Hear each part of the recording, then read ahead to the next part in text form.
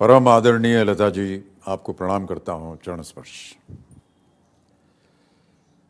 लता जी, जीवन में कई रिश्ते ऐसे होते हैं जिनका कोई हिसाब नहीं होता। न देने वाले जानते हैं कि क्या क्या दिया, न लेने वाले जानते हैं कि क्या क्या लिया। न कोई तोलमोल होता है, न कोई गिनती होती है, न कोई व्यवहार होता है, न कोई सीमाएं होती हैं। ऐसे रिश्ते जिनमें केवल आदर, सम्मान, अनंत प्रेम और श्रद्धा होती है, इन रिश्तों की संज्ञाएं नहीं होती। इन रिश्तों का कोई देह स्वरूप नहीं होता। ये रिश्ते अपनी परिभाषा स्वयं करते हैं। ऐसे ही एक अजरामर रिश्ते का नाम है लता दीनानाथ मंगेशकर। लता जी, आपको 90 वर्ष की हार्दिक शुभकामनाएं और अनन्य अभिनंदन। तुम्हाला वाढदिवसाच्या अमित शुभेच्छा। वैसे तो आज का ये संवाद मैं केवल मराठी में करना चाहता था, शायद और थोड़ी कोशिश करता तो सिर्फ मराठी में ही कह लेता, लेकिन अपनी मराठी सुनकर कभी कभी मैं खुद डर जाता हूँ। उसे आपके सामने अकस्मात प्रस्तुत करना शायद ठीक नहीं होता। वो कहते हैं ना कि दोस्तों को अचानक डराना अच्छा नहीं होता।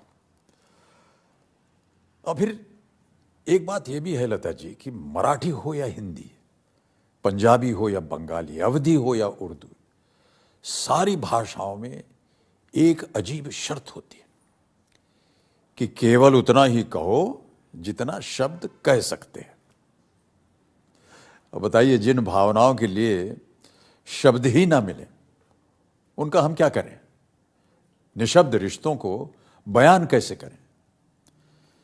जैसे कि एक धुन होती है जिसका समय नहीं होता, एक आलाप होता है जिसकी भाषा नहीं होती, एक अखंड धारा होती है जिसका ना आदि होता है ना अंत, एक माधवी मदिरा होती है जिसका ना रूप होता है ना रंग होता है।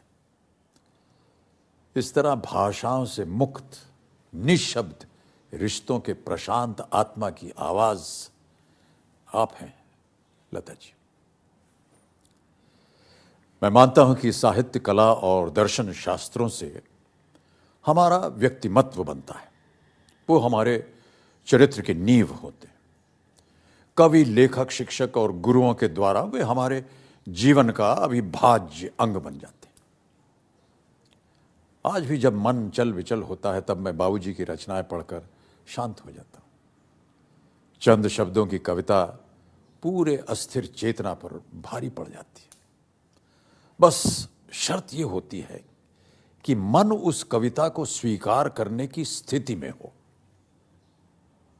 मंदिरों में प्रस्थापित मूर्तियां और मेज पर रखी किताबों में यही समानता है।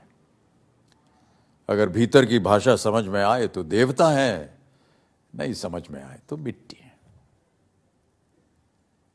हमारे प्राणों की देवी है सरस्वती। श्वेत कमल के आसन पर श्वेत वस्त्र धारण किए, श्वेत गंध लगाए, श्वेत हंसों के बीच हाथ में वीणा, शुभ्र स्फटिक माला और शालीन शारदा का स्मित मुख, देवी सरस्वती का ये ध्यान स्वरूप है। मैं कहता हूं लता जी, आपके एक ही लंबे आलाप में वो मूर्तियां, वो किताबें, वे कला चित्र सारे स्वयं जीवित हो जाते हैं। हम भाग्यशाली है कि हमारा जन्म लता जी के दौर में हुआ है। संत ज्ञानेश्वर ने पसायदान में कहा है, चला कल्पतरुंचे आरव, चेतना चिंतामणि से गाव, बोलते जे अर्णव पीयूषांचे। आज 8 दशकों से अधिक लता जी, आपकी आवाज ने संतों का काम किया है। चेतना के उस पवित्र प्रवाह का नाम है लता मंगेशकर। लता जी, कई ऋण ऐसे होते हैं जिनका विनिमय नहीं होता। It is impossible to reciprocate some credits and blessings. क्योंकि कुछ ऋण होते ही ऐसे हैं जब लता जी का कोई गीत सुनता हूं, कोई गजल सुनता हूं, कोई भाव गीत और भजन सुनता हूं, तब मन अपने बंद कमरे से निकलकर लता जी की आवाज के साथ चल पड़ता है और फिर लौटकर जब वापस आता है तब उसी धुन में रहता है, उसी लय में रहता है, जैसे उसे किसी और संवेदना की जरूरत ही नहीं है।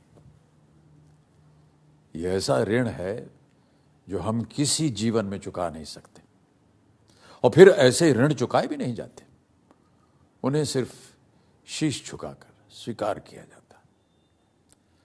मैं धन्यवाद कहूं, आभार कहूं, थैंक यू कहूं, लेकिन शब्दों से यह भावना व्यक्त नहीं होती।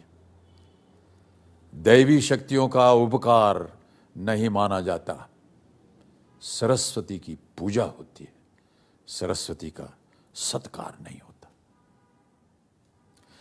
अक्सर बाबूजी के शब्द पढ़ता हूं और स्वयं उसका अर्थ जोड़ने की चेष्टा करता हूं।